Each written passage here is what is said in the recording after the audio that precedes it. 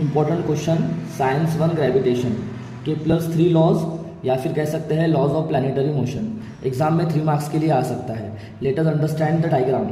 सो ये जो हमें कर्व दिख रहा है इसे हम इलिप्स कहते हैं, इलिप्स या फिर एलिप्टिकल ऑर्बिट। ये जो इलिप्स होता है इसमें 2 फोकस होते हैं, एक फोकस हमने यहाँ बनाया, दूसरा ही फोकस हम इस कॉर्नर पे बना सकते हैं। सो केप्लर्स फर्स्ट लॉ ये कहता है कि ये जो प्लैनेट्स रहेगा और ये जो सन रहेगा, तो प्लैनेट जो है सन के अराउंड कभी भी सर्कुलर ऑर्बिट में रिवॉल्व नहीं करता, वो इलिप्टिकल ऑर्बिट में रिवॉल्व करता है।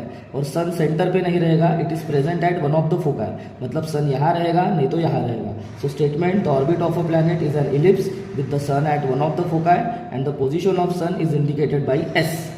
Second law या इसे कह सकते हैं law of areas. So line joining the planet and sun, this is the planet, this is the sun, इनके बीच में हमने एक लाइन ज्वाइन कर दी।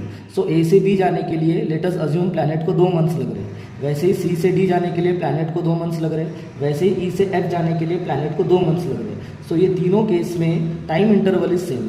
So यहाँ पे जो एरिया कवर होगा ये एरिया भी क्या रहेगा, ये एरिया भी सेम रहेगा। So statement is the line joining the planet and the sun sweeps equal areas in equal interval of time. So हम लिख सकते हैं area ASB equal to area CSD equal to area ESF के plus third law. So जब ये planet revolve करेगा in an elliptical orbit तो उसका टाइम पीरियड हमने अज्यूम कर लिया capital T।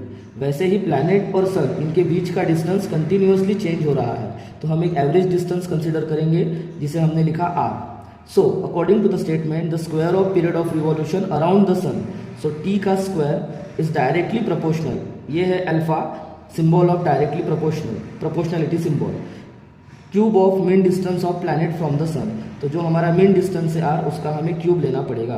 So T square is directly proportional to R cube. जब ये कांस्टेंट ऑफ प्रोपोर्शनलिटी मतलब अल्फा का साइन हटेगा तो हमें इक्वल टू लिखना पड़ेगा और K लिखना पड़ेगा। K is nothing but the constant value. So अगर हमें K की वैल्यू फाइंड करनी है तो R क्यूब मल्टीप्लाई में है तो ये आ जाएगा T स्क्वायर के डिवाइड में।